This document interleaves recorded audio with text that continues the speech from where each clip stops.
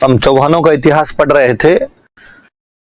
उनकी उत्पत्ति के बारे में हमने पढ़ा कि चंद बरदाई की पुस्तक पृथ्वीराज रासो के अनुसार ऋषि वशिष्ठ के आबू पर्वत के यज्ञ के अग्निकुंड से 4 राजपूत जातियां क्रमशः चौहान, चालुक्य, परमार और प्रतिहार उत्पन्न हुई। सिद्धांत का मोहनोत, नेर्ची और सूर्यमल मिश्र ने समर्थन किया। पुस्तक पृथ्वीराज विजय, हमीर महाकाव्य, हमीर रासो विग्रह चतुर्थ का अजमेर अभिलेख और इतिहासकार गौरीशंकर हीराचंद ओझा चौहानों को सूर्यवंशी बताते हैं। हमें पृथ्वीराज सेकंड का हंसी अभिलेख और आबू का चलेश्वर मंदिर का अभिलेख इन्हें चंद्रवंशी बताते हैं। बिजोलिया अभिलेख, चंद्रावती अभिलेख, कायम रासो नामक पुस्तक और दशरथ शर्मा जो इतिहासकार वो इन्हें ब्राह्मण बताते हैं। दशरथ शर्मा ने द अर्ली चौहान डायनेस्टी नामक पुस्तक लिखी है। विलियम स्मिथ, विलियम क्रुक और जम्स्टोड इन शक या सिथेन अथवा विदेशियों से उत्पन्न बताते हैं। इनका उत्पत्ति स्थल सपातलक्स था जो सांबर झील के आसपास का क्षेत्र था और ये राजधानी छत्रपुर थी जिसे हम नागौर कहते हैं। 1117 ईस्वी में बिजोलिया अभिलेख पार्श्वनाथ मंदिर में सेठ लोलाक द्वारा चौहान राजा पृथ्वीराज के सोमेश्वर के शासनकाल में लगवाया गया। सोमेश्वर ने रेवणा नामक गांव इससे दान में दिया था और उसकी उपाधि प्रताप लंकेश्वर मिलती है। इस अभिलेख की रचना गुणभद्र ने की, इसे लिखा केशव ने और इसे खोजा गोविंद ने था। यह अभिलेख बताता है कि चौहान वत्स गोत्रीय ब्राह्मण है। राजा वासुदेव ने सांबर झील का निर्माण करवाया। विग्रह चतुर्थ ने दिल्ली जीत ली थी। इसमें पुराने शहरों के नाम मिलते हैं हमें, जैसे जालोर का नाम जावालीपुर, नागौर का आई छत्रपुर, मांडलगढ़ का मंडलकर, नागदा का नागरित, बिजोलिया का विजयवल्ली, आपके ऊपरमाल का उत्तमाद्री और नागौर का छत्रपुर। इस प्रकार के नाम अपने को इसमें प्राप्त होते हैं।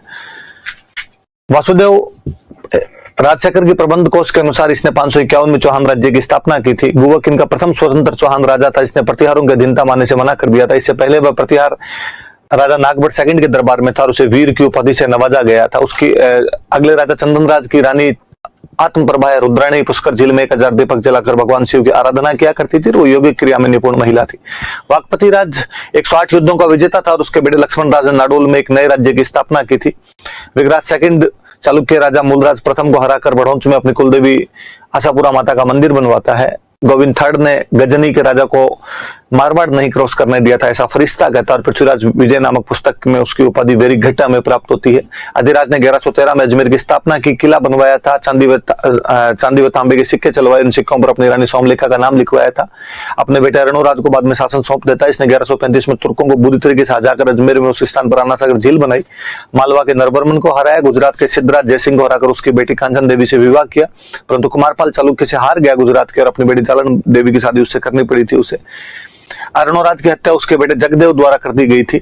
जगदेव को उसका भाई विग्रह चतुर्थ हटा देता है। दशरथ शर्मा के अनुसार उसका शासनकाल अजमेर के चौहानों का स्वर्ण काल था। उसने दिल्ली का के तोमरों को हटा दिया था। कुमारपाल चालुक्य से अपने पिता की हत्या का बदला लिया था। बिसलपुर में तालाब और शिव मंदिर का निर्माण करवाया। अजमेर में संस्कृत पाठशाला बनाई जिसका नाम सरस्वती कंठाभरण था, जिसमें हरकेली और ललित विग्रहराज की पंक्तियां लिखी हुई थी। इसे बाद में तोड़कर कुतुबुद्दीन ऐबक मस्जिद बना देता है जिसे हम 2.5 दिन का झोंपड़ा कहते हैं, जिसके पास में पीर पंजाब शाह का 2.5 दिन का उर्स लगता है। इसने दिल्ली शिवालिक स्तंभ लगवाया था जो अशोक के टोपरा अभिलेख के ठीक नीचे लिखा हुआ है।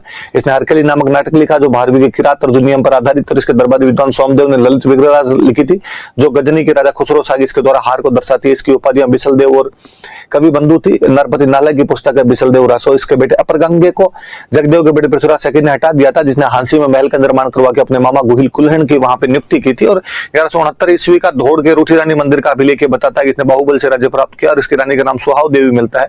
मैनाल में सुहेश्वर मंदिर का निर्माण करवाया था। सोमेश्वर गुजरात वालों का भांजा था और उसने कुमारपाल के शत्रु कोंकण के राजा मल्लिकार्जुन की हत्या कर दी थी। और उसने अचलराज कलचुरी जो कि चैदी वंश के राजा थे उनकी बेटी कर्पूरी देवी से शादी की थी। अजमेर में वैद्यनाथ मंदिर बनवाया था। खुद तथा अपने पिता अरुणोराज के अजमेर में मूर्तियां लगवाई थी। पृथ्वीराज थर्ड 11 वर्ष की उम्र में राजा बना। सोमेश्वर उसके पिता थे। उसकी माता कर्पूरी देवी उसकी सरंक्षिका बनती है। अपने योग्य मंत्रियों कर्मचा केमास, भुवनमल, स्कंद, वामन और सोड की सहायता से शासन चलाती है। पृथ्वीराज थर्ड अपने चचेरे भाइयों नागार्जुन और अपरगंगे के विद्रोह को दबाता है। नागार्जुन ने गुड़गांव को अपना केंद्र बना लिया था। 1182 में भंडारक जनजाति के विद्रोह को दबाता है। इसकी जानकारी हमें जिनपति सूरी से मिलती है।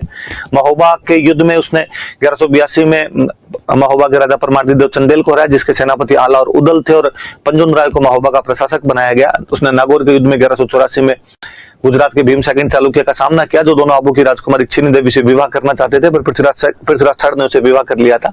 जगदेव प्रतिहार जो है वो समझौता करवा देता है। जयचंद कन्नौज का राजा था, गढ़वाल वंश का था। उसके साथ इसका दिल्ली के उत्तराधिकार को लेकर चंदेलों की जयचंद द्वारा की गई सहायता तथा के कारण विवाह चल रहा था और इसने जयचंद की बेटी संयोगिता का अपहरण कर उसे विवाह कर लिया था। दशरथ शर्मा इस प्रेम कहानी को ऐतिहासिक तथ्य के रूप में स्वीकार करते हैं। तराइन के पहले युद्ध में 1191 में गजनी के राजा गौरी को हराता है, जो युद्ध तबर हिंद पर अधिकार को लेकर हुआ था। इस युद्ध में दिल्ली के गोविंदराज तोमर ने गौरी को घायल कर दिया था। तराइन के दूसरे युद्ध में यह गौरी द्वारा हरा दिया गया। सिरसा के पास सरसुद नामक स्थान से पकड़ा कर इसे मार दिया गया। हसन निजामी अपने ताजुल मासिर में लिखता है कि इसने कुछ दिनों तक गौरी के अधीन शासन किया था। इसने कला एवं संस्कृति विभाग की स्थापना की। इसका मंत्री पद्मनाभ था। दिल्ली के पास में पिथौरागढ़ नाम का किला बनवाया था।